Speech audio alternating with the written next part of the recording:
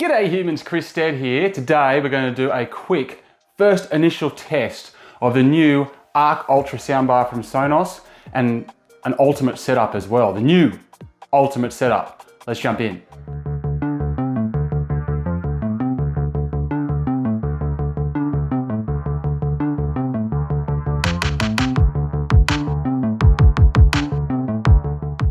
Okay, so I was going to hold off on doing any sort of content on this because I've only just got the device and I'm about to head camping for the weekend and I want to spend more time with it before I gave any initial thoughts. But there's been such a demand and so many questions, so many people asking me what I think of the sound of it that I thought I'd quickly film something. So I've done a very quick setup. It's just super raw. It's definitely not my final impressions. I want to make that clear. There will be a full review coming. It's just I want you guys to be with me when I turn this on for the first time. So if you have a look over here, I've got the Arc Ultra set up. So there's the Arc Ultra bar. You can tell it's a new bar. It's got the new controls on the top. Not that I think I'll ever use them. I'll just use the app. Over here, we have the Sub 4. So that's the new Sub 4 with the new matte finish. Over here, we have an Era 300. And over here, we have another Era 300. Now, obviously, this is not an optimal setup. I've been meaning to get stands for them so I can put them up in the corner, but I just haven't had the opportunity or the money to do it as of yet, but I'm going to get them set up in the right place. But it's still going to give us a pretty good experience. So what I'm going to do is, if you have a look at the TV here, I've got Star Wars The Last Jedi set up.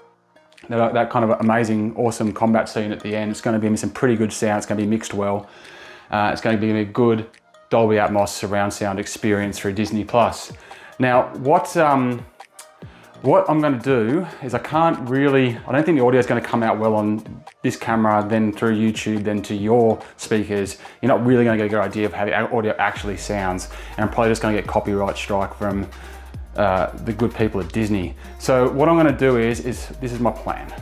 I'm going to play it all through the entire system. So this is the new ultimate setup. So the old ultimate setup was the Arc, the Sub 3s and the two 300s. Now I've got the new ultimate setup, which is the Arc Ultra, the Sub 4, and the two 300 at the back for surround. So I'm going to play all of them, then I'm going to strip it back to just the Arc and the Sub, and then I'm going to strip it back to just the Arc. And I'm just give you my feedback at the end of this onto basically how the whole thing sounds at all three of those levels, because I know a lot of you are at different upgrade paths, thinking about different things. I've had questions about whether or not you even need the Sub 4 because you've got double the bass in the Arc Ultra than you get with the Arc 1. Whether or not you should go the surrounds first or a sub first if you're trying to build out your Sonos ecosystem. It's going to be a very, very quick experience here, so probably not going to be the ultimate advice. That's probably going to come later in the review, but at least I'll be able to give those of you who are just banging to know what it sounds like just an initial reaction basically to what this bad boy is like and whether or not the improvements that I've gone through in my other videos, which hopefully you've checked out, actually carry through into the real world experience. All right, let's go. Can't wait. Let's dive in. All right, so I've got everything set up in the app here. So I've updated everything, it's all synced up. So if we go into the Arc Ultra media room, you can see I've got the Arc Ultra there, the left and the right 300s and the Sub 4 all set up, ready to go. What we're going to do is we'll start with a true play and I'll let it roll and hopefully it comes through on the footage. Let's find out. Retune. Get started. So obviously this is an advanced tuning because I'm using an Android device here, it's a Pixel. I do have an iOS OS somewhere, I've got to try and dig it up. It's a couple of gens old, I don't know if it'll work. So again, that's going to be something I'll do for the review so I can see what advanced tuning's like. All right, let's see.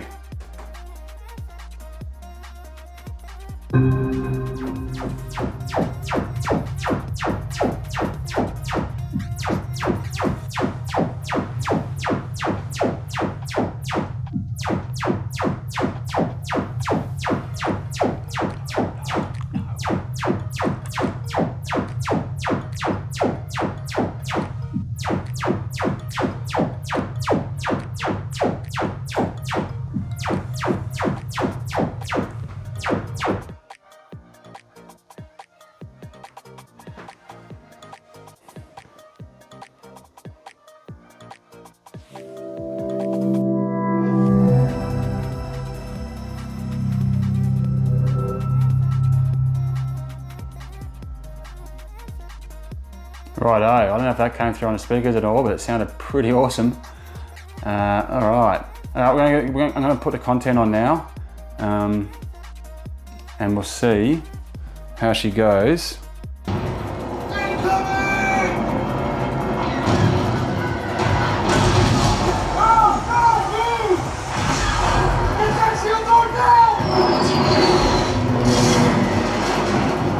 Okay, so I've just had my first experience with the new Ultimate setup with Sonos. So what are my initial reactions? So the first thing is dialogue's excellent. Really comes out super clear. Even on all the chaos of the Star Wars space battle sequence, I could hear all the voices crystal clear. Interestingly, I went through and there's a 3 new speech adjustments that you can do. So I can't remember if it's actually called low, mid and high, but there's 3. And I didn't really notice much of a difference going between them in real time, like in mid-conversation. I was like flicking between them going, oh, yeah, I couldn't really notice it. But again, I've only just tried a couple of scenes. So, you know, as I said at the top here, this isn't a review. It's just a first initial reaction. So whether that ends up being super meaningful or not, I'll definitely have to do a lot more testing to find out. But regardless, the audio comes out really clear, which is great.